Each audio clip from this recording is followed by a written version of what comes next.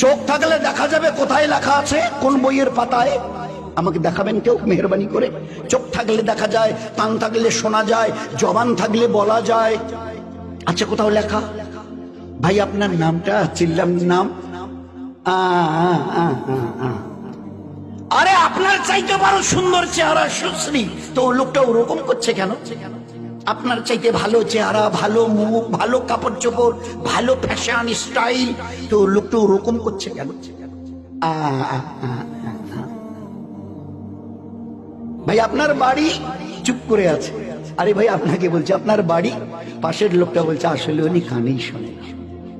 আল্লাহ দেখিয়ে দিয়েছে কান থাকলে শোনা যায় না যদি আমি আল্লাহ না শোনাই, এ জবান থাকলে বলা যায় না আমি আল্লাহ যদি না বলাই, এ চোখ দেখে না আমি আল্লাহ যদি না দেখাই।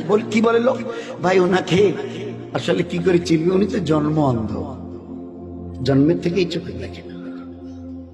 আল্লাহ দেখি এ হচ্ছে হকিকতে, হচ্ছে ঈমান, লা ইলাহা। চিউটি থেকে জিবরিল কেউ করে না, করেনেওয়ালা জাত আল্লাহ। আমাকে চলার জন্য যে হায়াত তন্দুরুস্তি রেখেছে এটা তার মেহেরবানি।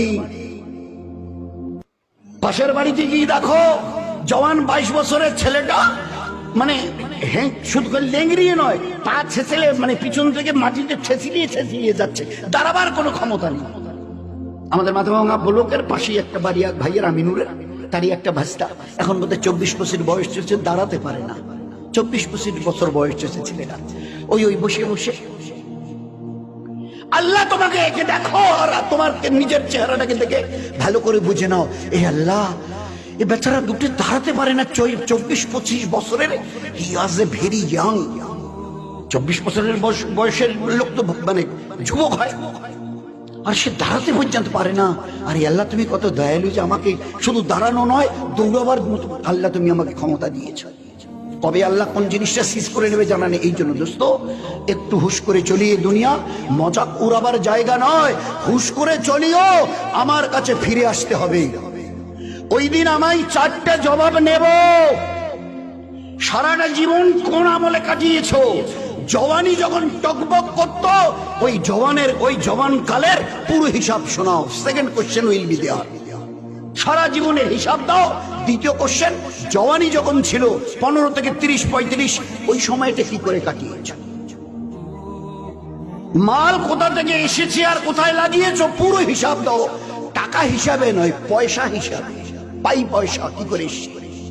টাকার হিসাব দিলে 50 পয়সাগুলো যদি বাদ চলে যায়, ফাঁকি দিয়েছ, মদ খেয়েছ, ও হবে না। পাই কোন রাস্তা দিয়ে মাল কামিয়েছ আর কোন রাস্তায় মাল লাগিয়েছ, আমি তো বলে দিয়েছি কিভাবে কামাবে, কিভাবে খরচ করবে।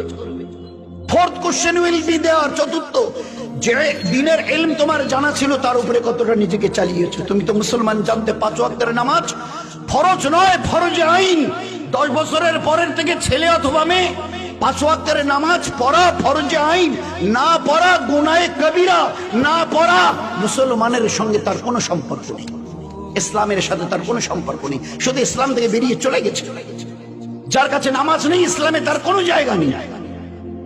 একটু আগে যে মহাসাহেব এই ব্যাপারে কথা বলছিল, আমরা কতটা মন দিয়ে শুনেছি আল্লাহই জানে। আল্লাহর নবীর হাদিস, no portion in this person in Islam who does not say his সালাত। যার কাছে নামাজ নেই ইসলামে, আমি নবী বলছি, তার কোনো জায়গা নেই। কি করে বুঝবো যার কাছে নামাজ নেই ইসলামে তার কোনো জায়গা নেই? কি করে বুঝবো, কতটা বুঝবো? আল্লাহর পেয়ারা নবী এমন এক এক্সাম্পল দিয়েছেন যে তাজ্জব লাগে শুনলে। জিজ্ঞাসা করছো আমার সাহাবারা, সাথীরা, আচ্ছা তোমরা কান কাটা লোককে দেখেছো? আল্লাহ রাসূল দেখেছি। আচ্ছা হাত কাটার লোককে দেখেছো? দেখেছি। আচ্ছা পা নেই এরকম লোককে দেখেছো? পা কাটা? আল্লাহ রাসূল দেখেছি। বলছে আচ্ছা এরকম লোককে দেখেছো যে মাথাটা নেই এরকম লোককে? তো সাহাবারা হেসে দিয়েছে। আল্লাহ রাসূল, মাথা ছাড়া আবার লোক হয়? হাত কাটা লোক, পা কাটা লোক, কান কাটা লোক, নাক কাটা লোক সব হবে, কিন্তু মাথাটাই নেই, এটা তো হয় না। হেসে দিয়েছে। আল্লাহ রাসূল বলছে আমার উম্মত শুনে নাও, তোমরাই বলছো মাথা ছাড়া মানুষ হয় না, আমি নবী বলছি নামাজ ছাড়া মুসলমান হওয়া যায় না।